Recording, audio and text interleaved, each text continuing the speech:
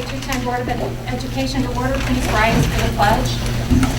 I pledge allegiance to the flag of the United States of America and to the republic for which it stands, one nation, under God, indivisible, with liberty and justice for all.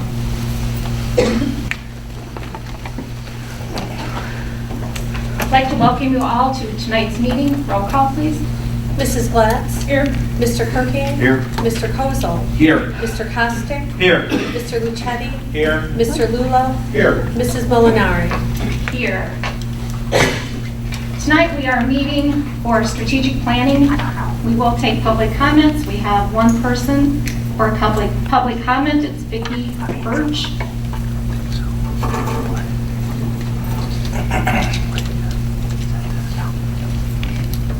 Good evening. My name is Vicki Birch, and I'm here to talk about transparency. Webster defines transparency as free from pretense or deceit. The word transparent is not to be used with the preceding adjectives such as partially transparent or pseudo-transparent. To do so negates the word itself. Pretense or deceit equates with corruption. Corruption, as referred to by the global organization Transparency International, means abuse of entrusted power for private gain.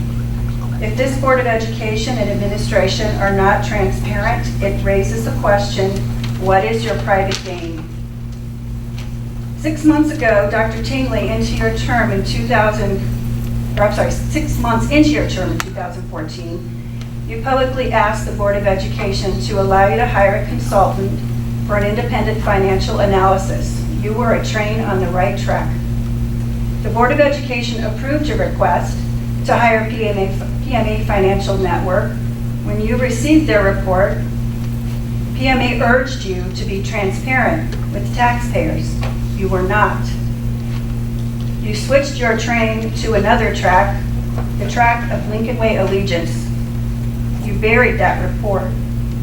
1 month ago, Tribune reporter Greg Pratt asked you for a comment on this, and you said that you were too busy and that the students need to come first. Indeed, they do. But I noticed you said the students need to come first. You did not say the students come first. I believe the students do not come first with you and this Board of Education. Pretense comes first. Deceit comes first. The reputation of the district comes first. In April of this year, Susan Laverty wrote an article entitled "Transparency is the Goal of the New Lincoln Way Panel," referring to the New Building and Finance Committee. Dr. Tingley, you were quoted as saying, "My goal is to increase transparency and begin to discuss the challenges facing our school district. We have yet to see that transparency." On March 14, 2013, more than 3 years ago, just before Dr. Wiley retired and Dr. Tingley took over as superintendent, you, Dr. Tingley, were present at a Board of Education meeting, functioning as the principal of Lincoln Way East at the time. Current board members Chris Kozel and Dee Molinaire were also present.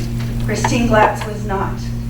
Dr. Wiley recommended, and the board approved, Dr. Robert Madonia as a hearing officer for the district. 12 days ago, on September 22nd, Dr. Madonia came forward at a board meeting and volunteered his strategic planning services at no cost to the district. On September 30th, District 210 newsletter describes this as a strategic planning process that results in a common purpose, a common sense of direction, priorities for change, and a blueprint for action. Dr. Madonia spoke of his 7 years as superintendent of Frankfurt 157C. He failed to mention his involvement with District 210 as a hearing officer. He has worked in the 210 district for years. Dr. Madonia is clearly a district insider, but you know that, Dr. Tingley, Mrs. Molinaire, Mr. Kozel, and Mrs. Glatz. In the same newsletter, Dr. Tingley, you stated, "We are very pleased Dr. Madonia has volunteered to facilitate this process for our district. His experience in executing short and long-term plans will be beneficial for our board, administration, and community. We look forward to working with him." You spoke as if a qualified, experienced community member just stepped forward. You're at the 4-minute mark. Generous enough to offer his free services. You spoke as if you didn't know Dr. Madonia, as if you had never worked with him before. Of course that is not true. This is another insider who you present to the public as a fresh new perspective. This is just another clever ruse to fool the public. As a taxpayer, I respectfully request that you decline Dr. Madonia's free services and find services outside of your circle of associates. Please move forward with Webster's definition of transparency in mind. Free from pretense or deceit. The students do indeed need to come first. Thank you. Thank you. Moving on to the action item for tonight. We're going to develop a plan for strategic goals. I'm going to hand it over to Dr. Tingley and Dr. Madonia. Well, thank you very much. I think we're ready to begin. I'd like to thank you for the opportunity to be here tonight to kick off our strategic planning. And I'd like to draw your attention to our PowerPoint slide up here. And what I'd like to do is just to start off and talk a little bit about the benefits of strategic long-range planning. And I think this is of paramount importance. It's an excellent planning tool for the next 5 years. It's an opportunity to look forward and plan a successful future at all levels. It's an outstanding opportunity to engage a dialogue and collect input from community and all stakeholders, and it has accountability at all levels. So as you can see, there's a lot of benefit to going through the development of such a plan. And so what I want to bring to your attention next is just an overview of our process, because I know some of you may have some questions about it, and I want to make sure that we're all on the same page about our process. So let me start out by saying that there are the strategic components of strategic planning, and those are vision and mission statements, the focus area core values, the assessment and evaluation component, the strategic goals, and the action plans are all very important components of this process. And in the next few slides here, we're going to go over those specific components in more detail. First of all, the focus areas of study. This is the basic element of how we go about our work. They are the foundation of the study in the development of the strategic long-range planning. And this will be our focus for this evening. We're actually going to put together, after a brainstorm session of the board and administration, what we're looking for as our focus areas of study. We also, in this process, orient the board and our committee to what is best practice in the field of education. This is an opportunity to inform everyone of what's current and best practice. This will set the stage to consider these items for planning if they are pertinent to the district.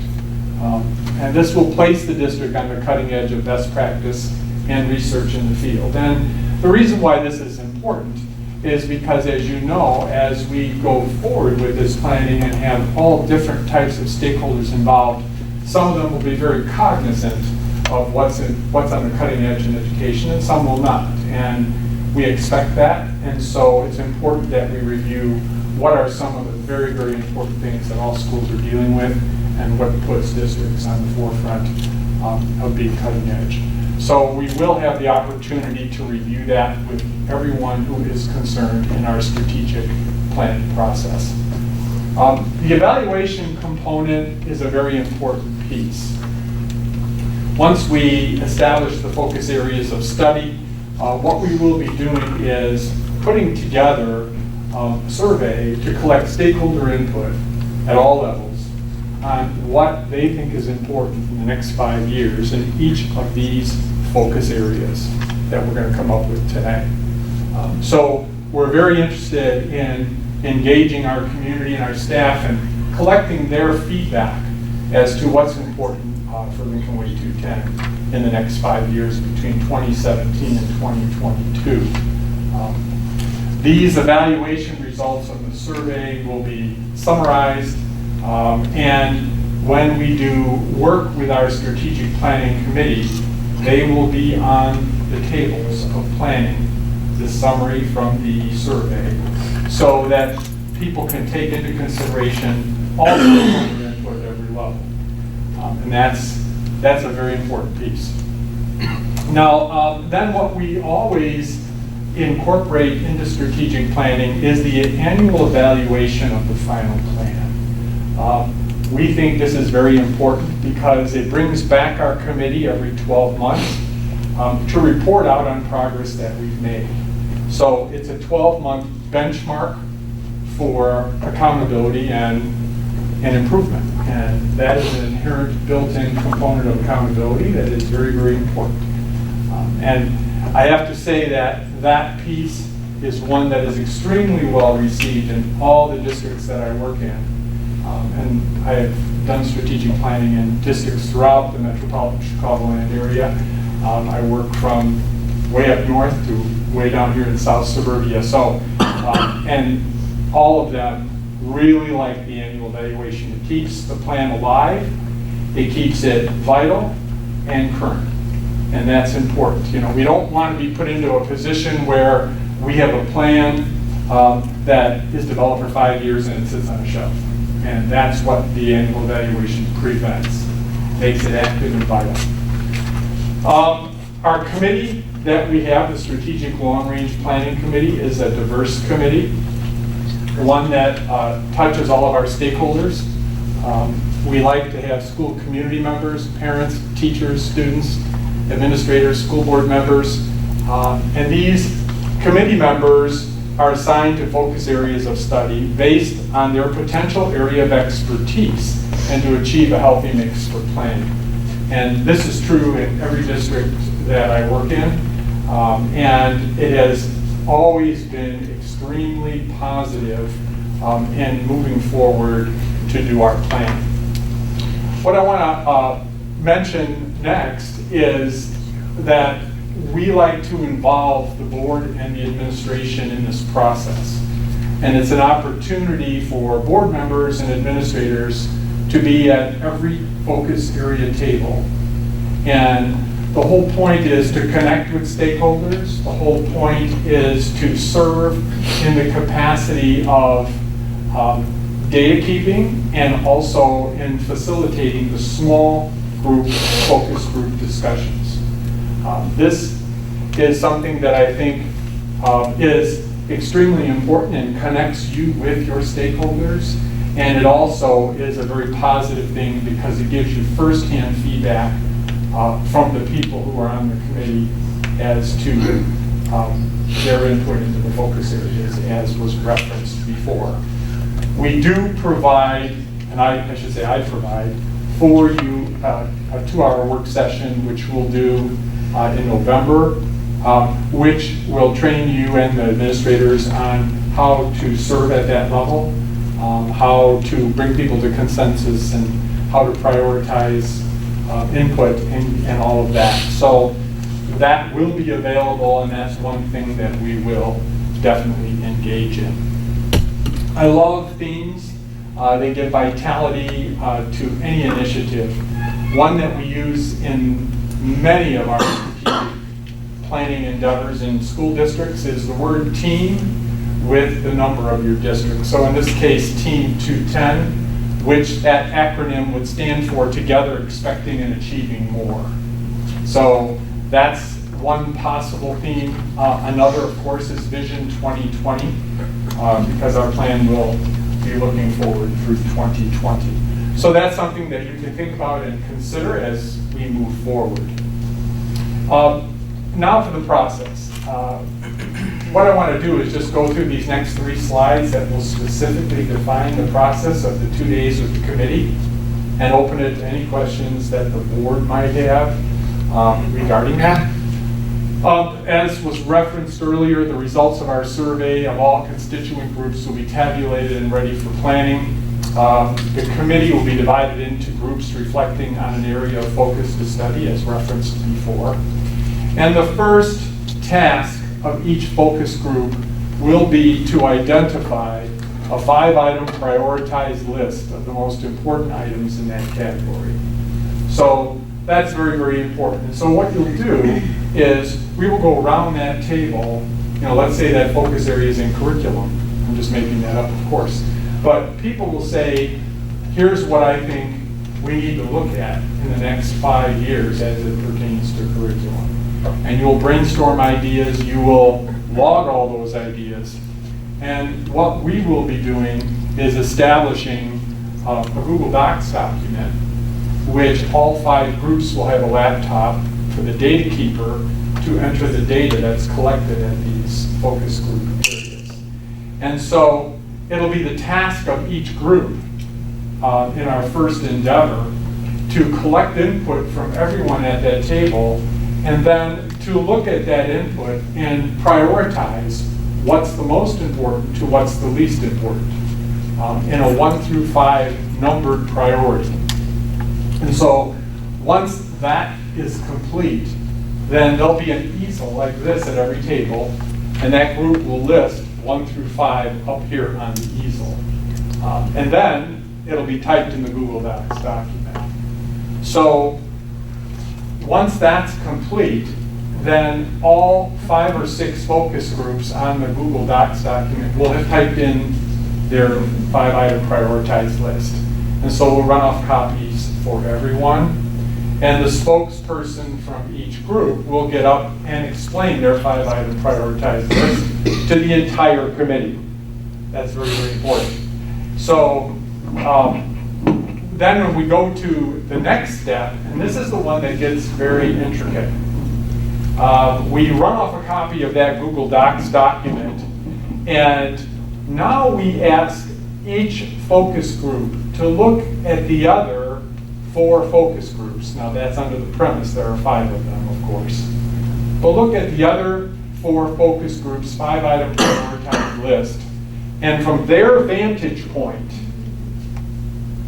discuss and set their own prioritization. So for example, curriculum may have number 1, 2, 3, 4, 5, and another focus group may look at curriculum's prioritization and they may say, well, we discussed this and we think that should be maybe 5, 4, 3, 2, 1. And so that will take place for each focus group prioritizing from their vantage point the other 4 groups' prioritized lists.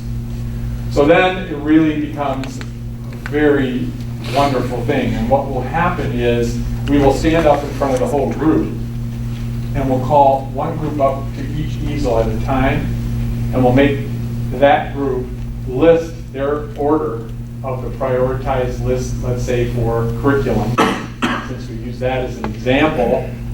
And we'll say, well, we thought this should be 5, 4, 3, 2, 1. Even though you thought it was 1, 2, 3, 4, 5, and then we'll have a dialogue. We'll say, well, why did you feel that way?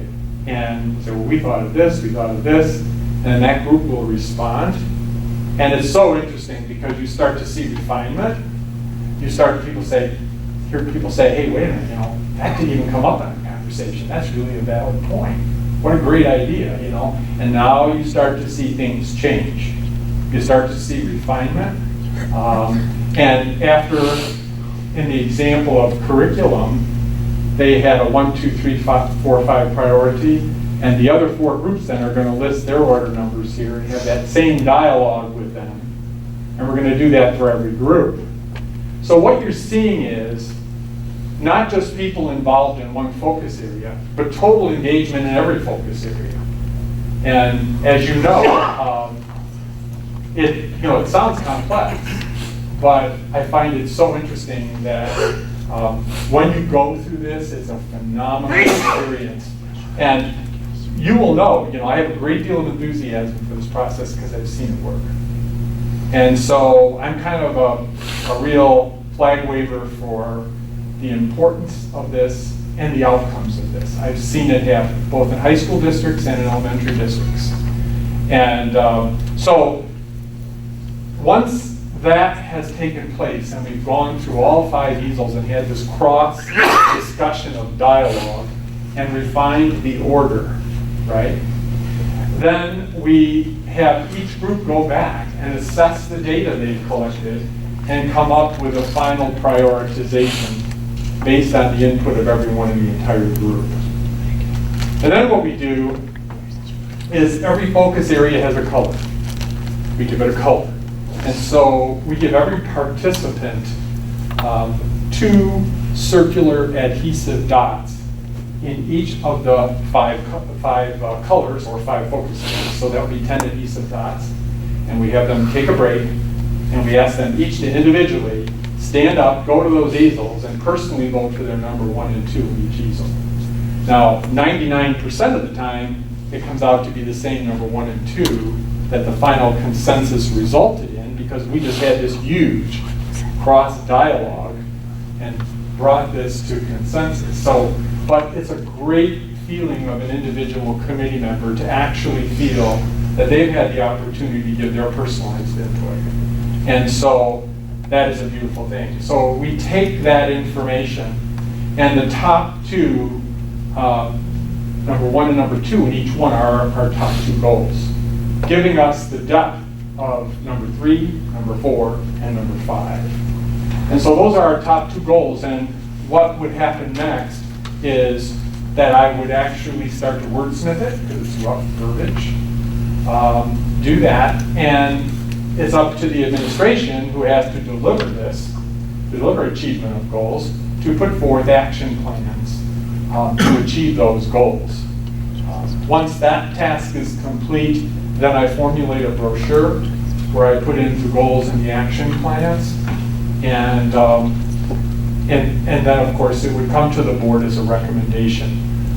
We do know that all of our work from beginning to end is and always is a recommendation to the board, which is appropriate. The board makes final decisions on everything, as it is in every school district. This is the appropriate protocol. So what we're doing is giving you input on the future of the district through 2022, and what we're doing is then giving you recommendations of which then the board will take action on those recommendations. So before we start our work for tonight, I just want to throw it open to any questions that the board members might have about the process, because as you can see, it's complex, but very smooth, very organized, and plays out beautifully once you go through these steps. So thoughts, comments? I had a question. So I kind of Yes. understand we're going to get the focus area study tonight. Correct. And then I get the community committees. The in-between stuff, I mean, what's the purpose of the survey? Who's that going to? How many people is that going to? I mean, the various stakeholders. And what Yes. exactly comes out of the survey for the whole process? Well, that's an excellent question. The survey goes to all stakeholders. And typically that is put on the website, and you can fill it out online. And you can also have the option of having the opportunity to provide a hard copy in the event there's a community member who doesn't have technological access. They can call and request hard copies and mail that back in and fill it out in a hard copy format, because we don't want to exclude anyone.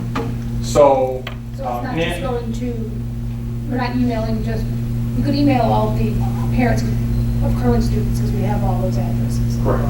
But for those other constituents in the community who don't have students in the district, they should also have the opportunity Yes. to participate. Absolutely. That's very important. And, we will put the word out through media and so forth about what we're doing here, and encourage people to go on the website, fill it out, and be part of this process. That's what we want. We want full engagement.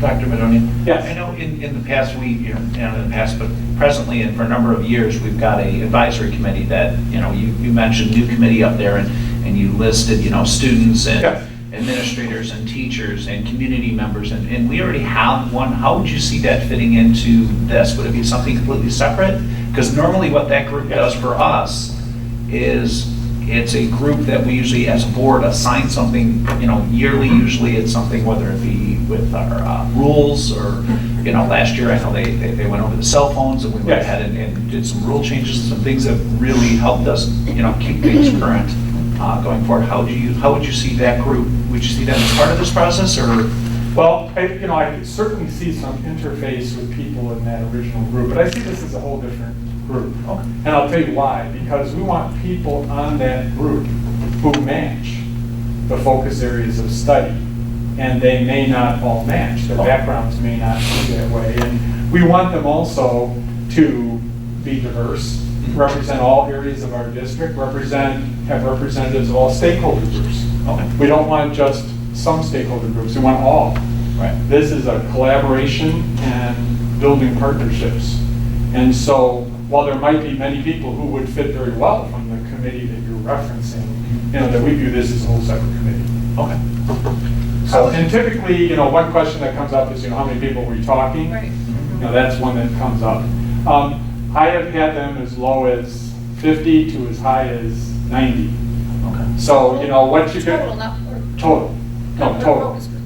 No, not focus group, total. Okay. So in other words, based on the number of focus areas you have, if you divide that into the group, that's going to be how much you're going to have, how many you're going to have at every table.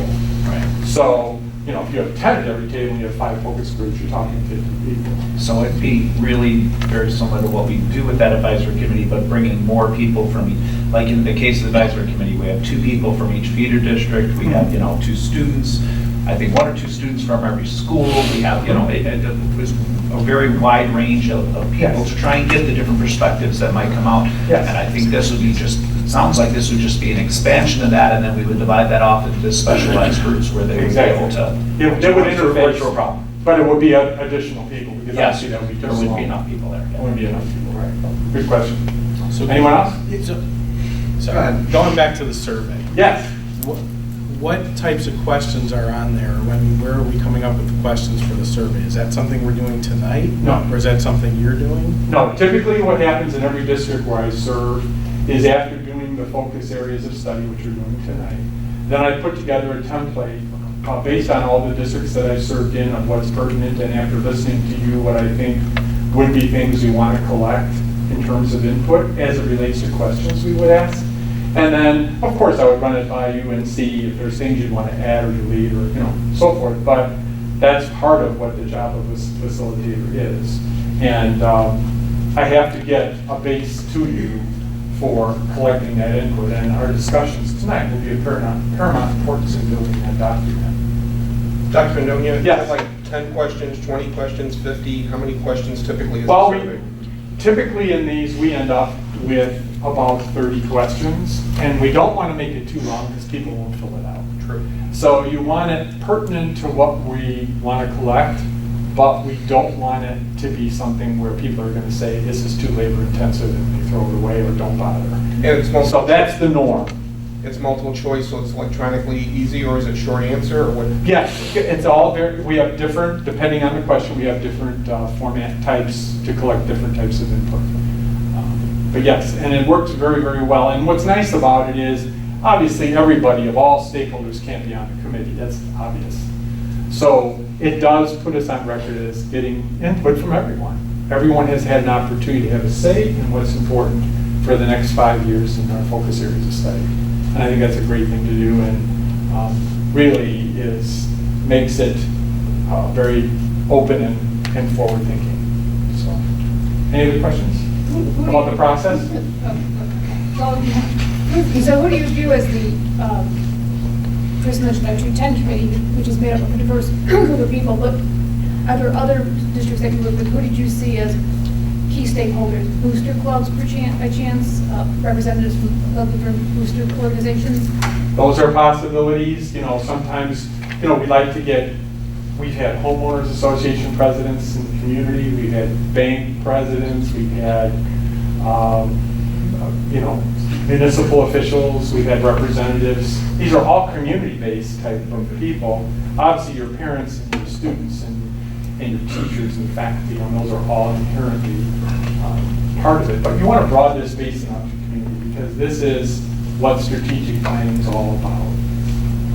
I think I just have to tell you that if you could be a fly on the wall at the end of this 2-day session that I'm referencing, you would be shocked to see the engagement and the drive this committee has for the work that they've done, and how they are excited, and I think your committee will be equally as excited about the future of the district as it applies to these focus areas. So I think it's a great first step. And obviously, you know, have not engaged in this process before, so it's even greater for you.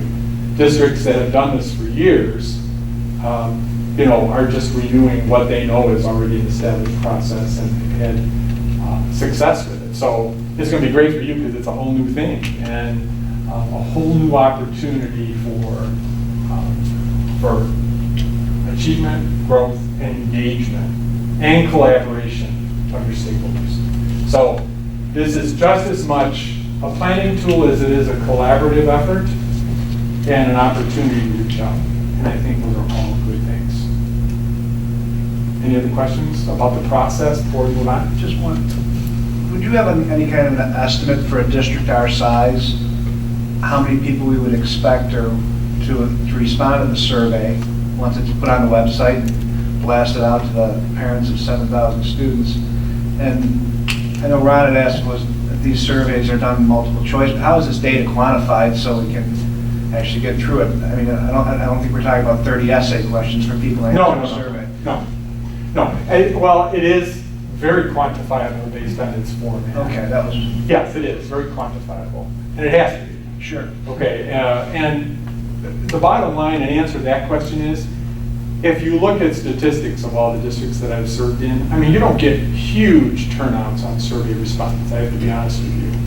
But what's more important than the number that you get is the opportunity that you've provided. Certainly. That is huge.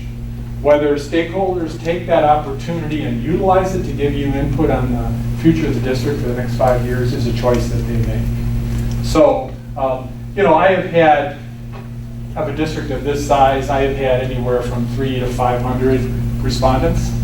And percentage-wise, that's not a huge number, but it is a sizable one, enough to have some feedback and be on record as a leader in the community. So I don't know what yours will be, but that's what I have come up with in the past. Anyone else? Okay, then looking at our slide there, and I just had left at the table there our calendar. And we started to put together a calendar of our work through January. And obviously the first item is tonight, and that's October 3rd, which you can see up there on the calendar. But as you look through the sheet, and you know, we can pass this one around to you as well so that you have it in front of you. There are a couple of dates that you really have to nail down, and that is first and foremost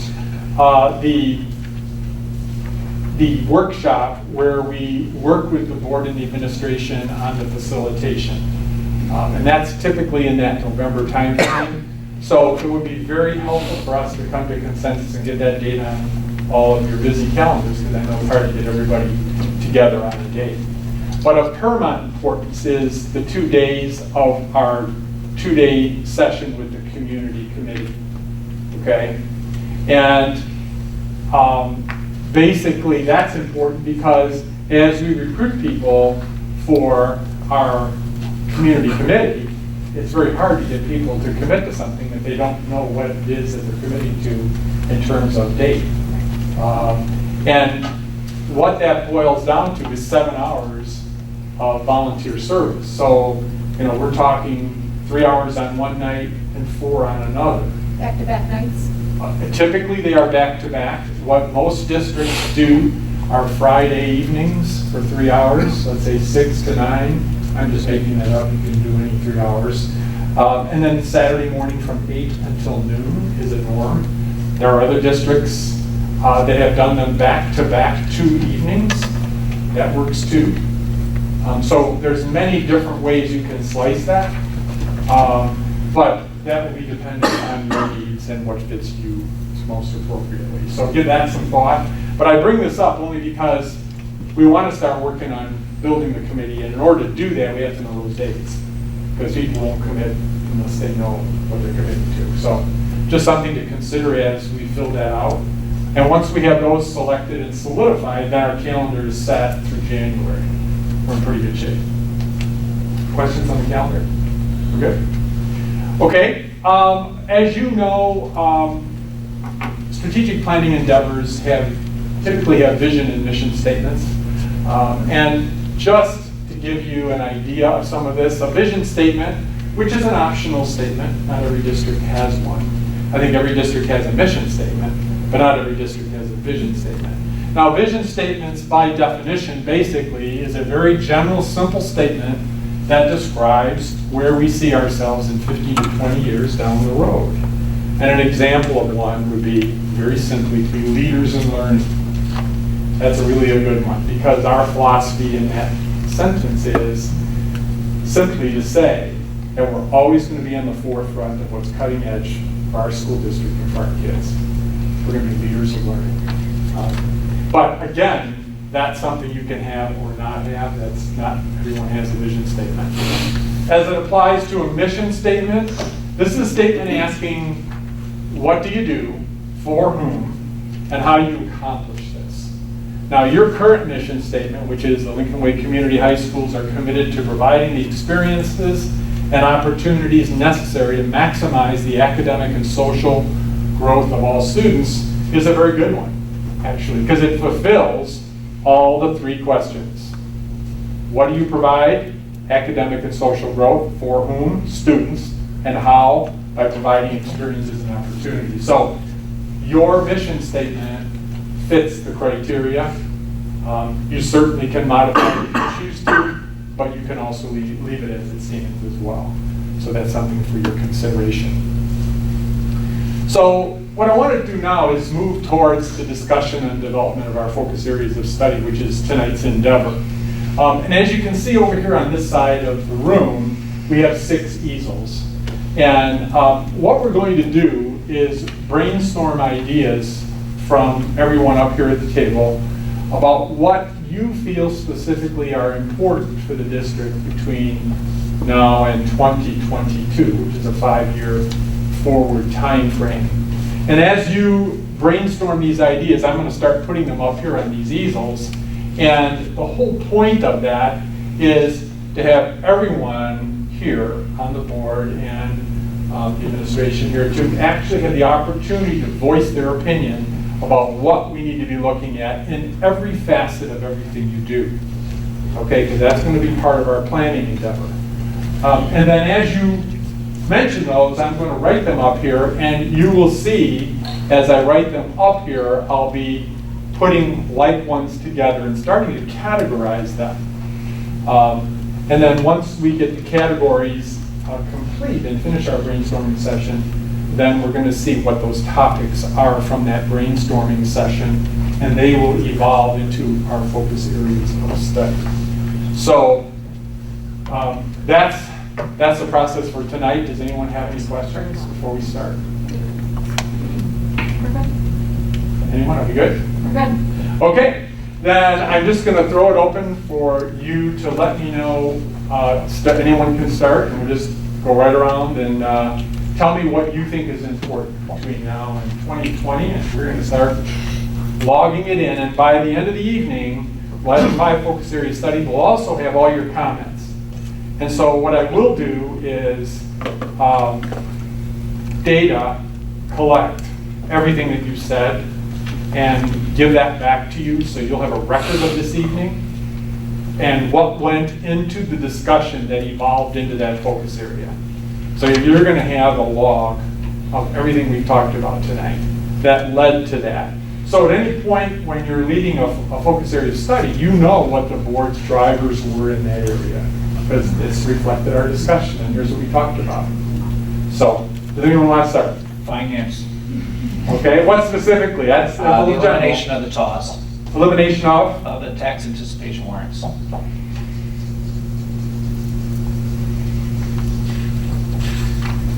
defined plan for financial stability, like quantitative plan.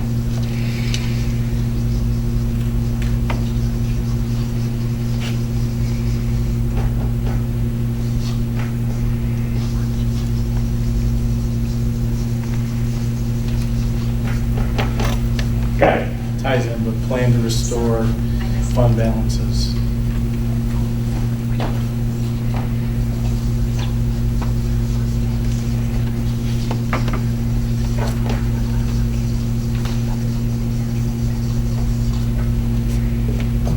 maintaining curricular, academic excellence, maintaining Academic improvement, maybe, is what I had down. Yeah, Academic improvement? sure, Is that the verbiage? yes.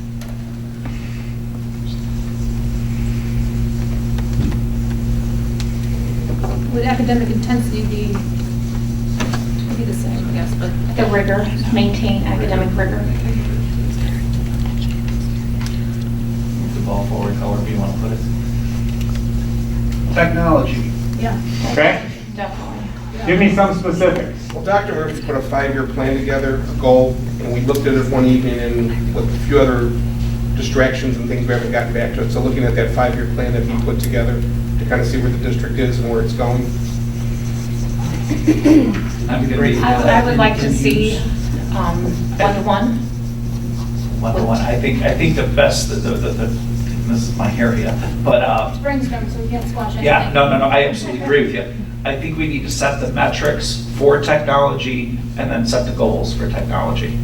So whatever the metric, if it's a one-to-one or whatever it is, we need to set those metrics, and then we need to set the goal to hit those metrics and what the financial piece is behind that, so that this board can address that in the other easel of finance. Finance, yes.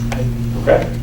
I would think you start with the infrastructure, like what's the infrastructure need from a technology standpoint going to look like in 5 years? I mean, like where do we need to go with technology? And I think,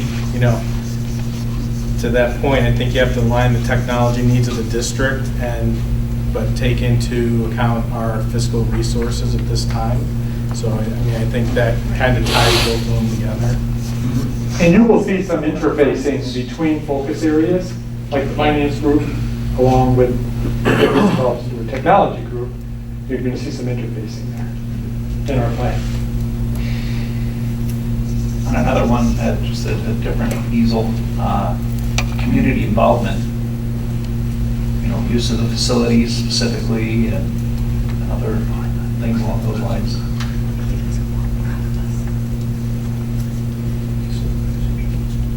Keyword there is facilities. Yes, yes. And what is the plan Maintaining. maintaining Lincoln Way North? That should be part of this 5-year plan. Yeah. Facilities. All schools. All schools. All facilities. Maintenance plan? And that ties right back into finance too again. Of course. Nothing has ever been a standalone. Okay? Staffing, teachers, personnel, Yep. development, Professional have development. our staff reflect the face of our community. I had down human resources improvements. What can we do in the human resources world that, make Makes us a better place to work? Be that employer of choice. Yeah, exactly. Okay. I think Work environment is what you're suggesting? Work environment? Work environment, human resources improvement, is there benefits or things we can do without horribly affecting the finance? What can we do to balance? I mean, every single thing we touch here is going to affect the other 5 easels. Okay? I think from a technology standpoint, one is going to be important on the professional development as well for how we are going to implement technology. And I think it's, I learned from my counterpart right next to me that it's important to have, the professionals that are going to be teaching the students be trained first. This was a good phrase put on there. Start with some teachers, which we have this year, with an instrument in their hands. It's very teacher-friendly to begin the tech, then work toward all teachers having that same tool, then some students, then all students, and however long that takes. I mean, we've seen districts get in trouble putting them in the hands of kids first, and the teachers aren't trained well, so.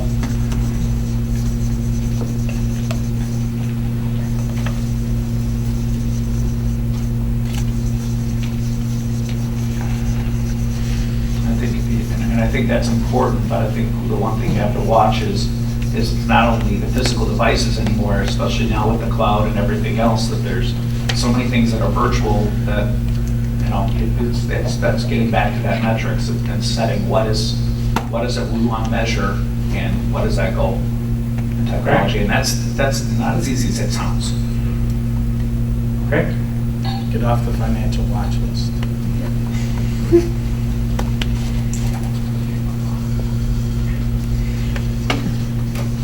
Are we sitting here, like, doing not financial watch, but academically, like, you know, do we look at quantifying, like, improve? Is this the time, is this the place to say improve ACT scores by, you know, 2 more points on average for our students? Is this the? Well, that would come in your action plan. That's how Maintaining would be phenomenal. you're going to set your benchmarks in your action plan. In the action plan, that's That great. would develop Okay. into Yeah, that. yeah, yeah. You're right now, at this point, it will be reflected in enhanced outcomes Uh-huh. as it applies to assessment, as it applies to It was academics. just an example. I'm not Right. suggesting it was a good one. No, but you know, we do want to keep and grow the assessment pieces, but there's a shift. We don't know what our SAT average is going to be, Right. so we're going to watch that. But also that big push toward college and career, it's not just the college prep kids. You know, our 20 or 30% of the kids, you know, building up our vocab, building up our career I was gonna areas. say, it sounds like meeting the needs of all students, Yeah. right? Okay. There's our tech kids, our Not everybody non-college was kids. So, yeah, right, so, So talking about metrics, I mean, how do you measure that? You know, kids that get into the trades or in apprentice right out of high school. right. I think we need to have a more comprehensive plan as far as growth and or reduction of the size of the district as well. If the district were to grow or to shrink, you know, from where its present state, how do we handle those? At what points are we taking major steps that affect all these things? Okay. Population, student population. Population, okay. Might be facilities. I don't think it is the next slide, maybe this, that goes beyond the scope of this. No, it's okay. We could even have a different urgency too. Yeah, it's- I mean, at our present plan, where we at? We're at 7,000 students now. Where do we make sure that again? Where is it? Is it 8? Is it 9? Is How it you use 10? facilities most effectively. Yeah.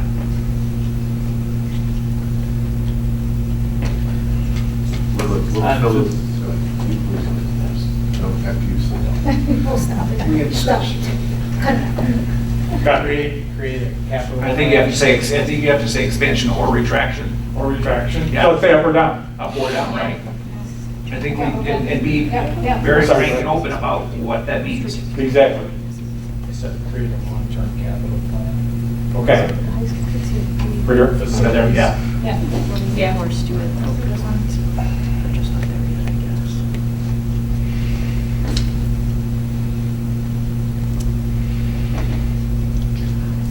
Remember, these are all rough ideas because some of these will be action items and some of them are more formulated in goals depending on the specificities and is it an action or is it a goal? So, but right now at this point, we're just brainstorming. This is all good. How about community relations and involvement, making the community understand that we're all on the same page, trying to do the same job? Right. Well, then, rebuilding that community trust. Thank you, Chris. She said rebuilding the community trust. I said thank you, Chris. Start somewhere. Rebuild. And I might add, you cannot deny that's specifically what the strategic planning process does. Engages community. So you're already reaching out to that piece by just doing this. So that's another huge benefit of this endeavor. We add on that one, some academic advisory committees, we had a great one a week ago. Career and tech, vocab, business, brought in community leaders and just sat with our teachers, talked about what they need, and they're gonna come in and see what we do, so those kind of. From the community? From the community, so getting the community in our classes, talking to our teachers, that's a good step.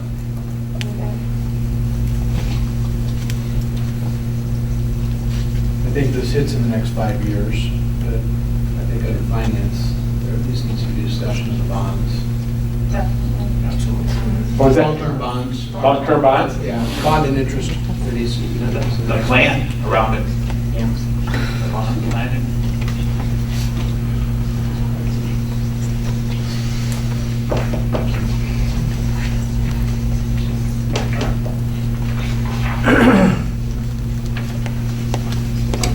So you can stay there, improve credit rating.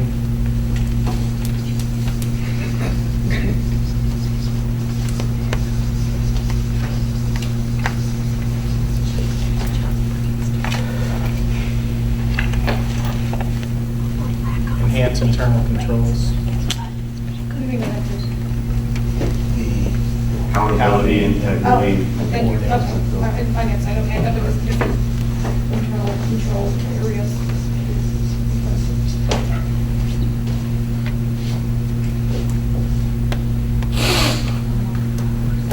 Back to technology for 1 second, maybe. Yes. I don't know if maybe this is kind of already blanketed in, but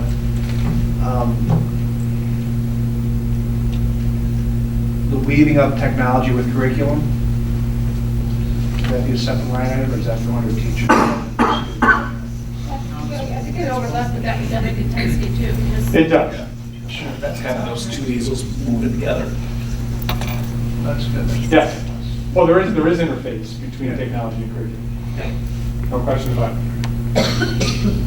Anyone else?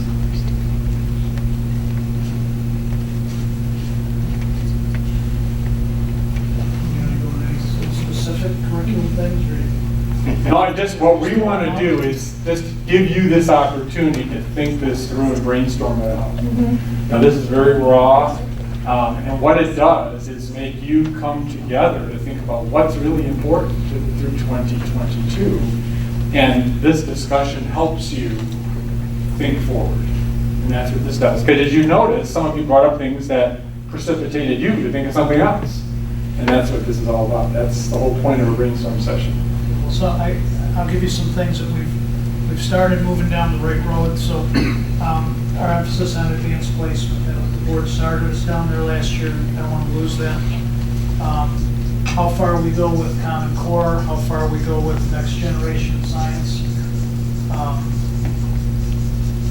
There's all kinds of things. Project Lead the Way, which is engineering heavy that a lot of districts are jumping into. I mean, if you talk about what's really cutting edge and where we want to be in 5 years, those are all things to think about. How much we want to keep an emphasis on the arts and music. I mean, there's always that temptation to pull back on the edge there. How do we keep our world language where it is? I mean, we are the top district in Illinois in world language. I don't want to lose that. So Well, I think another one on that one you have to put one of the emphasis is the top 5% and the bottom 5% of the class, of targeting those kids that are at the top of the target, which is easy to do at the top, but that we, made an initiative, top 5-10% of the kids were at the bottom and pulled our graduation rate way up. That goes to maintaining our memberships. So that's kind of dealing with the individual needs of students. Correct. Top, bottom, middle. Right. Well, it goes back to meeting the needs of all students. Right, it does. Needs of all students. And I like the word individual. Because that's what it's all about, is individualizing for the needs of students. Programmatically, having that opportunity to do that. Go ahead. Under the building area, I realize some of this could be closed session, but for the public open session, a security assessment or security of the building, just evaluating where we are, where we need to be.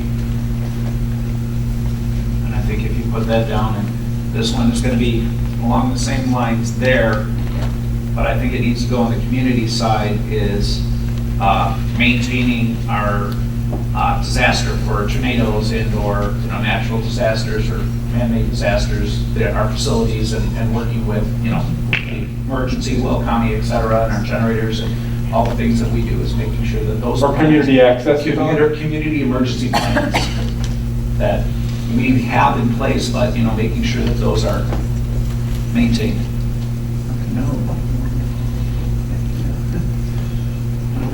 My house gets taken up by a tornado, I'd like to know that there's, my neighbors and I have a place to get out of the rain.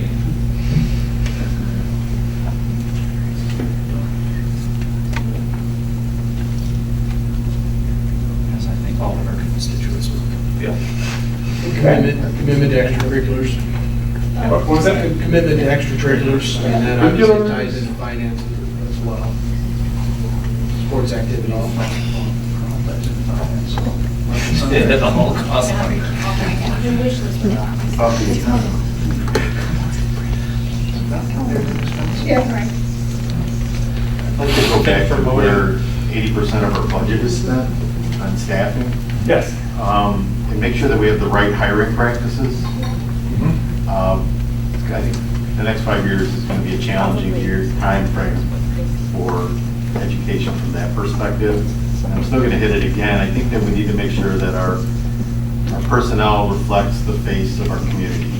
It's going to be changing, it's evolving. And we need to make sure that through those hiring practices and through whatever we do, that it'll be age, it'll be race, it'll be a lot of different things. Diversity. Diversity, thank you, that's the word.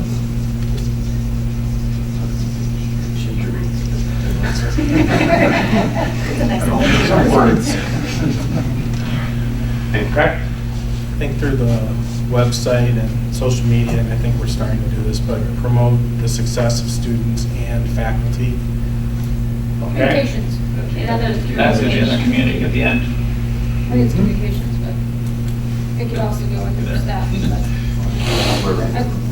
Well, we have a lot of great stories. There's a lot of good things going on. And I know we're working at it. We're getting better at it. But I think it needs to be part of this 5-year plan too. Huge part of it. We've got great kids.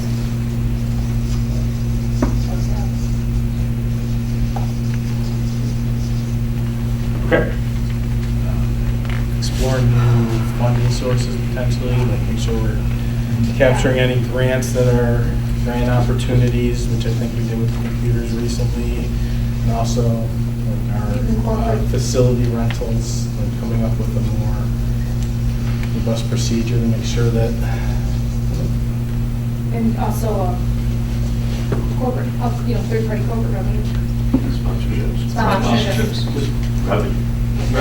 Just revenue, I think. If we can put something in that column.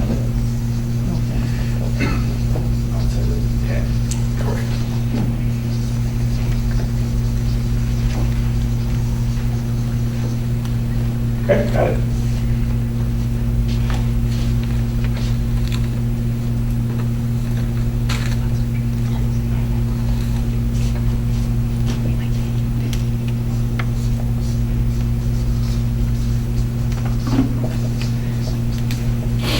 Kind of categorize these for you, just kind of get a flavor of where we're going so far. Please.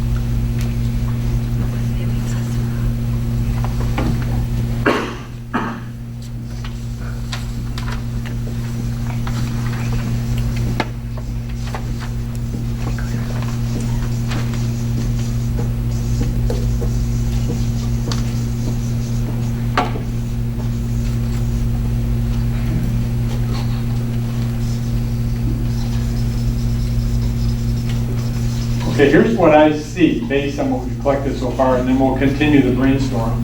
You can add a different complete category, but here's what's developing. Okay, you start over there, you have community and public relations. Those all seem to fit under that category. Here you have buildings and grounds. All these categories where you're talking about assessing security and maintaining facilities and all the things that what happens if enrollment goes up or down, and how does it impact facilities? Finance, all your finance items are listed here that we're so far brainstorming. This one fits curriculum, assessment, testing, right?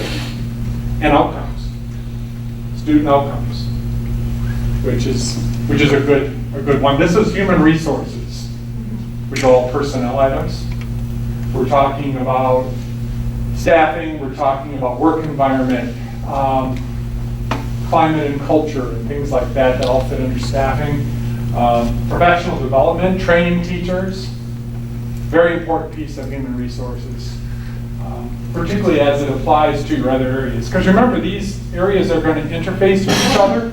So if we develop something in technology, we're going to have to train them, the teachers, on technology. So that interfaces with these two, which is going to interface with finance if funding is required.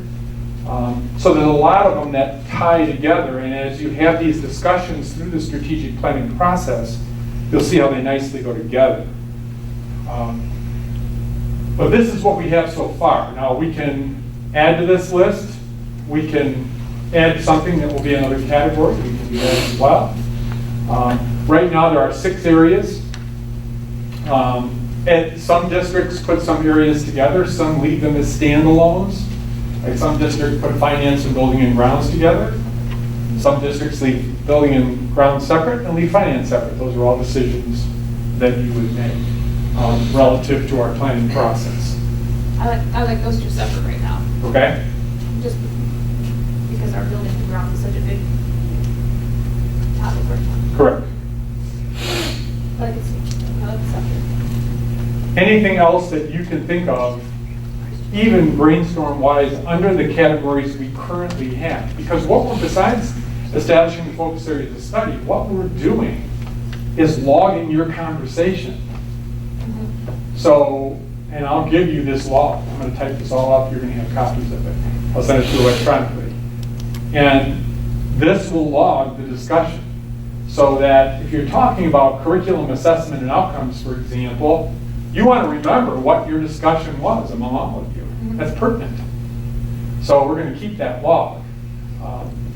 This is the concern of the board. This is where the board wanted to look at in the study. And this is a record of all of that. So is there anything else you see under any of these 6 categories, or is there another whole different category you'd like to address? I've got plenty of easel paper. I think under human resources, I think we just have to look at the benefits that we presently give and what we might be able to give or do differently. Overall, what are we doing right? What are we doing wrong? What can we do better?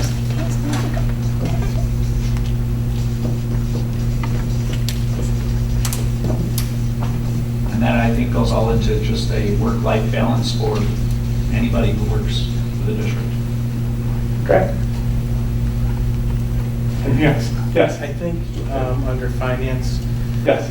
where we're talking about the budget, we have to make sure that whatever we're budgeting for is truly going to enhance the student experience, and also if we're setting up and going through setting up a 5-year plan, that the budget is also focused on, the revenues to support that strategic plan. Okay.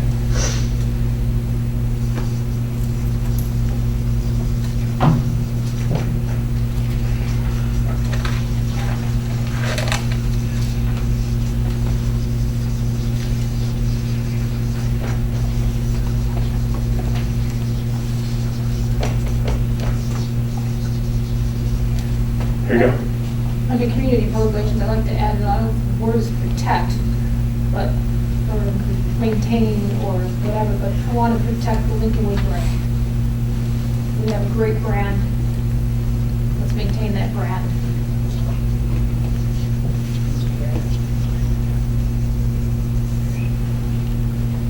Got that? Anyone else?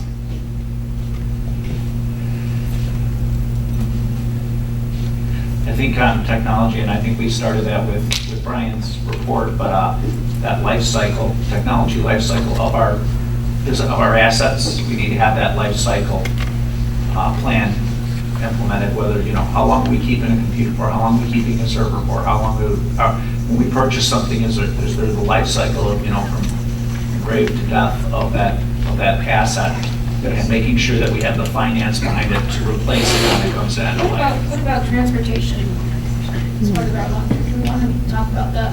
Yes, we can. The bus business that we're currently in, and have been for a long time. That might go in finance. So what was that one again? Transportation, the ownership of buses and Versus leases versus owning. Versus that. versus just doing it. Concept. Yeah. You know, it has a lot of, you can argue it both ways. I don't know if it's finance or if it's buildings and grounds, it can open up. Chris Luchetti, explain to me connect the dollars to students' revenue to support strategic plan, because I think I know what you mean by that. All I mean is, you know, we have this budget out here, make sure that all the expenses that we're actually, you know, allocating dollars to are, you know, kind of meeting what our goals are going forward. Okay. So I mean, I think it's kind of like, we have to reevaluate every expense that the district is making and make sure that that's what we want to do going forward. Okay. Prioritize expenses, and I want to make sure that, you know, I see eliminate TAWs, get off the financial watch list. Those are priorities, but I also want to make sure we're maintaining education dollars for students that we're educating today. It has to be a balance. So balance between. I mean, I think what that goes to, and I think I've said this before, is I really think we should have, given our situation, we should have kind of a target surplus that we should be running at this point, whether it's 3% of And that was what I meant operating by budget or quantitative. 4%. I mean, you have to kind of start allocating to that, because we can't continue to operate where we're at. Yeah. So we, And that's exactly what I was trying to get with. I mean, you Right. still have to be. And I think, and we've talked about this before at the last couple meetings, you know, eliminating TAWs. The reality is, whether it's a straight percentage or whether it's a schedule that we adhere to, we do need to come up with that plan of what we're going to do and how many years it's going to take us to get to where we want to be. and that first piece is a 5-year plan, and seeing what that percent that Chris, you're talking about, that percent that we're putting towards the TAWs, towards getting off that financial watch list, but then we also are going to have some surplus to put into technology and curriculum and maintaining that excellence that we want and enhancing those opportunities for students at the same time, because we do have students to educate today, but we also have the priority to get out of the debt.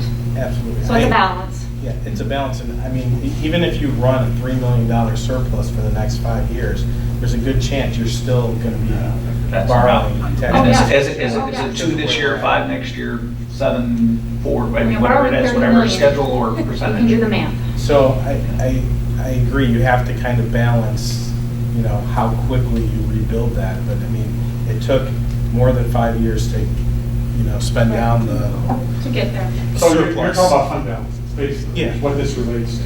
Yeah. Okay. And I think part of that is not just for the points that you've noted that you need that for, but what districts need to look at when they look at fund balances and how much there should be in a fund balance to be healthy, is looking at the fact that sometimes you get late tax receipts, so sometimes you have to borrow from yourself. And that's where those fund balances come in. That you transfer to meet payroll until you get your tax money. And that's what districts do all the time, that plan fiscally. They maintain enough balance so they can borrow from themselves, Right, right. you know, and not have to do the TAs. So I think that's what you're referencing, in addition to what you referenced also. I think it also goes to kind of monitoring the factors that are impacting our funding sources. So I mean, there's a lot going on in the Yes. state, and you know, given where we are currently, you know, we can't absorb a shock to the financial system. So I mean, we have to be on top of what's occurring at the state level. Yes. Yep. I think it would be interesting to see 5 years from now what the impact of technology actually has on our buildings. The example I would give would be the amount of space allocated to library or learning resource centers right now as things become more digitized, and how that space might be better utilized in its current footprint. I see that when you walk into a building, West would be my example, it's all library, staring right at it. What happens 5 years from now when, I don't want to say there's no books? But is there a server room in the corner and terminal cell? You know? I think it'd be interesting to have people that know that start to tell us what that footprint inside the building will look. It's a very traditional footprint. That's a 1960s 60s footprint to have a library Right. of that size. Yep. It's not 1960. Sure. No, totally understand. Anyone else? This is an opportunity, you want to get everything out that you've had, and give your input. And I'm gonna log all this, as I mentioned, and type it up, send it to you electronically so you have a copy of it, and then it also will be the impetus for me to start working on the survey development, which takes some time.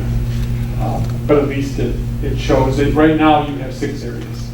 Right. And I don't, I think they're all standalones. I think there's enough in each of them. I don't think there has to be a merger of any of them unless you choose to do that. I like all 6. Okay. Put it out there. I think actually under all 6 of them, I think it's important that we have some comparison to other districts and some of the best practices of things that other schools are doing that they consider, that are working for them, and incorporating those into each one of the areas. Yes. And in the samples that you received of strategic plans that I have completed, that's kind of a nice indicator too. You might want to review that and just look at what some districts have highlighted as their areas, some of the things that ended up for them as important. And it may not be pertinent to you, but at least it gives you a feel, particularly the high school districts, like the one that I completed at Grays Lake High School, District 127 is another good example. They're parallel viewers. Are all things that are things you can think about as you look at how their plans evolve. But remember, what's neat about this is that while we're going to establish 2 goals in each area, we have the depth of 4 or 5.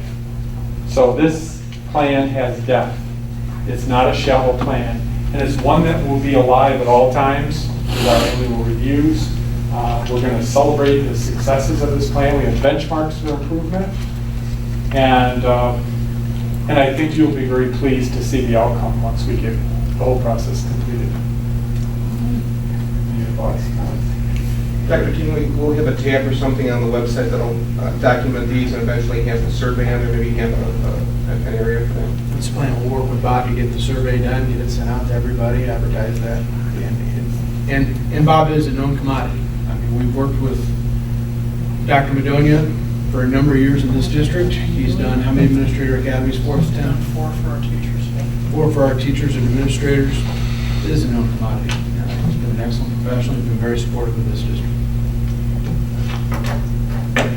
I have to comment that fellow administrator just finished up their annual review and said that that was more beneficial or really enhanced the whole process of going through the strategic planning, was coming back and not keeping it on the shelf and looking at That's it key. again. That's I've key. seen, I've seen so many sit on shelf. Yes, that's Way too key. many sit on shelf. And I have a question for you. Whenever you get to that annual plan, do you see the members coming back, or do you have? We want them all to come back.